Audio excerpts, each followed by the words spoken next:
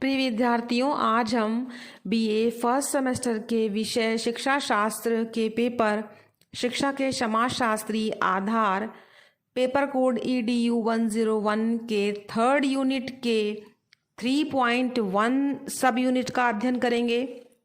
आज का हमारा टॉपिक है शिक्षा और समाज, यानी कि एजुकेशन एंड सोसाइटी। तो आइए अब हम इन दोनों का हमारा जो टॉपिक है कि शिक्षा और समाज, इसके ऊपर चर्चा प्रारंभ करते हैं। तो शिक्षा और समाज में आप लोगों ने हमें यहाँ पर दोनों का अर्थ समझना है। तो आपने शिक्षा का अर्थ तो पहले समझा हुआ है, इसीलिए आज हम अपनी चर्चा में पहले समाज का अर्थ समझाने का आपको प्रयास करेंगे, फिर हम बाद में आपको शिक्षा का अर्थ भी समझा देंगे। तो जो नई चीज़ है उसे पहले आइए टैकल करते हैं, पहले लेते हैं। तो यहाँ पर अगर हम समाज की बात करते हैं कि समाज क्या है, तो सामान्य रूप से व्यक्तियों के समूह को समाज कहते हैं। व्यक्तियों के इस समूह विशेषों का अध्ययन सभी सामाजिक विज्ञानों में किया जाता है। मानव शास्त्र में मनुष्यों के किसी भी समूह को समाज की संज्ञा दी जाती है। यहाँ तक कि आदिम समुदाय को भी समाज कहा जाता है। भूगोल में क्षेत्र विशेष के समान सभ्यता वाले लोगों के समुदाय को समाज कहते हैं, जैसे भारतीय समाज, यूरोपीय समाज। धर्मशास्त्र में धर्म विशेष के मानने वालों के समुदाय को समाज कहते हैं, जैसे हिंदू समाज, ईसाई समाज।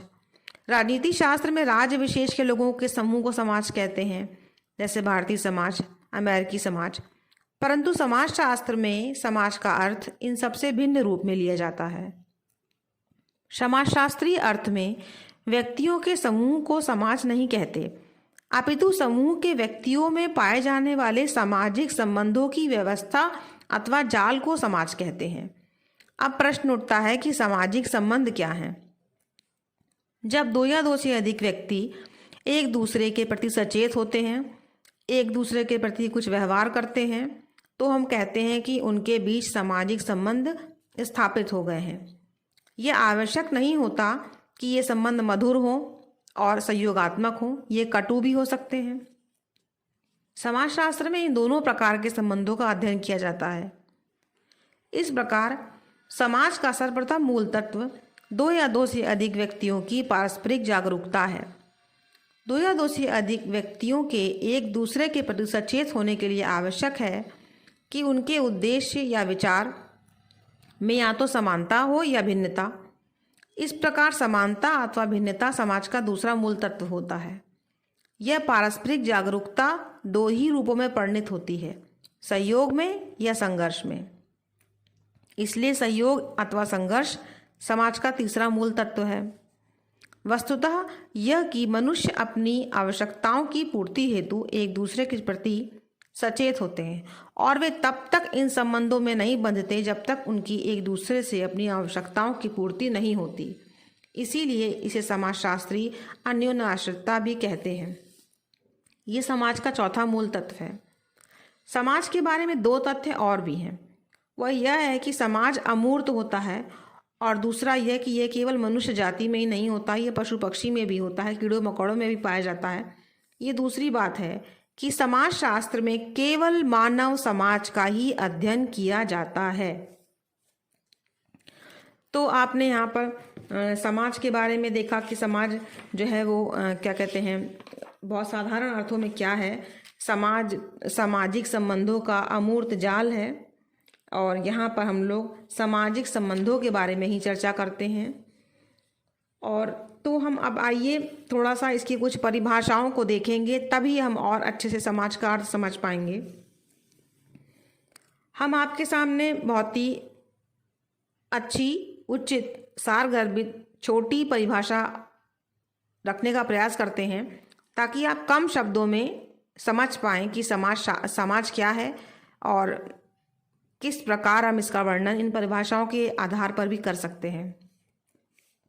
तो देखिए, मैकाइवर एवं पेज ने कहा है कि समाज सामाजिक संबंधों का जाल है जो सदैव बदलता रहता है।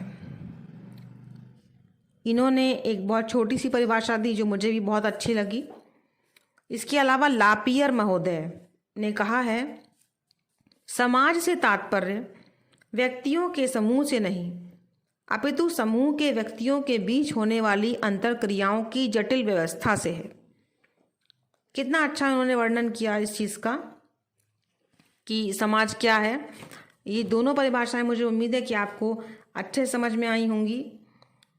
अब अगर हम जो है कोई और परिभाषा भी देखना चाहें तो आप देख सकते हैं कि यहाँ पर हम आपसे जो है तालकोट पार्सन्स महोदय की बात भी कहेंगे। समाज को उन मानवीय संबंधों की पूर्ण जटिलता के रूप में परिभाषित किया जा सकता है जो साधन साध्य के संबंधों द्वारा क्रिया करने से उत्पन्न होते हैं, चाहे वे अंतर्भूत हों या प्रतीकात्मक।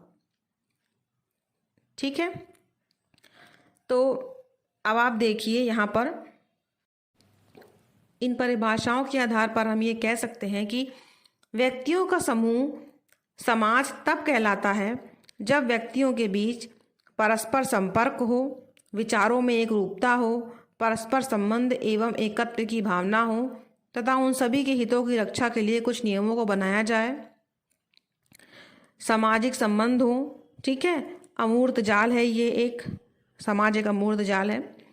तो अगर हम आगे इसकी इन परिभाषाओं के आधार पर कुछ समाज की प्रकृति को निर्धारित करने का प्रयास करें तो कुछ बिंदुओं के माध्यम से हम स्पष्ट करेंगे कि समाज की प्रकृति क्या है, किस प्रकार की है, तो आपको समाज का अर्थ और अच्छे से समझ में आएगा। देखिए, समाज की प्रकृति को अगर हम निर्धारित करते हैं तो कुछ बिंदु उसके इस प्रकार हैं। पहला है, व्यक्ति समाज का आधारभूत तत्व है। दूसरा, समाज दो या दो से अधिक व्यक्तियों के बीच पारस्परिक संबंधों के कारण बनता है।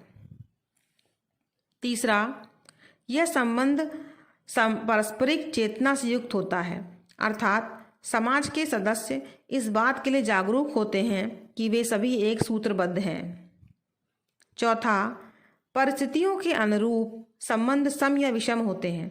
जहाँ व्यक्ति की स्वार्थ सिद्धि होती है वहाँ सम संबंध होते हैं और जहाँ स्वार्थ पूर्ति नहीं होती तो संबंध खराब भी हो सकते हैं। पांचवा बिंदु है, अतः इच्छा को सामाजिक संबंधों का मूलभूत तत्व माना जा सकता है।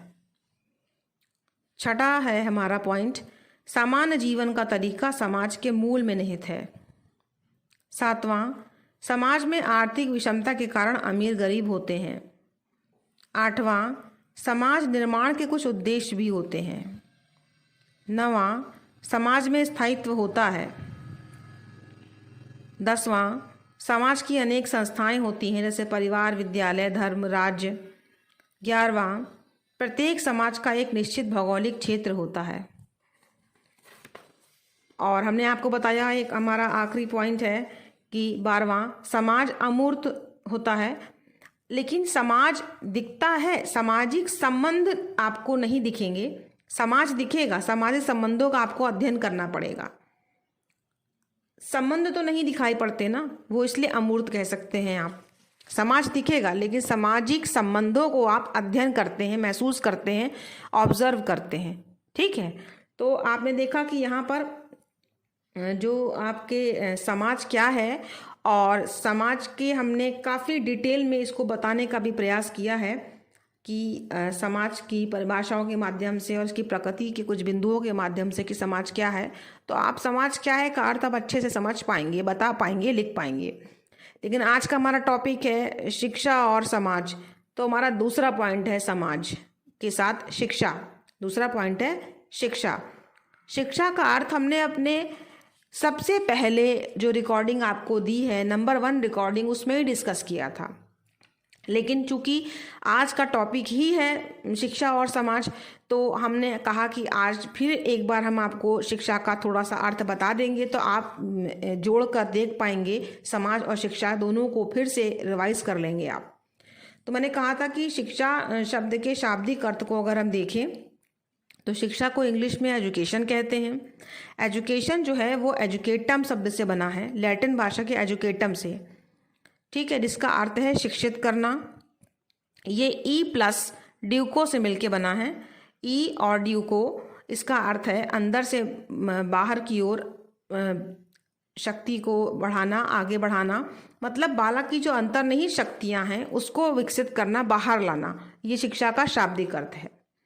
अगर शिक्षा के संकुचित अर्थ की बात हम करते हैं तो जो आपको विद्यालय में निश्चित समय पर, निश्चित शिक्षक के द्वारा, निश्चित स्थान पर दिया जाता है, स्कूलों में जो शिक्षा दी जाती है, जिसके उद्देश्य भी बिल्कुल बिल्कुल निश्चित होते हैं, निश्चित पाठ्यक्रम, निश्चित स्थान, निश्चित अवधि, तो वो जो पुस्तकीय ज्ञान दिया जाता है विद्यालय में वो संकुचित अर्थ होता है।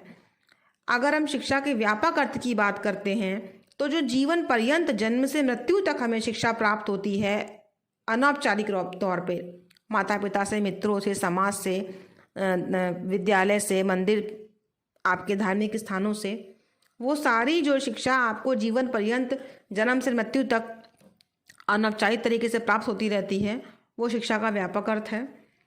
और जैसा कि DVG ने कहा है कि जीवन ही शिक्षा है और शिक्षा ही जीवन है।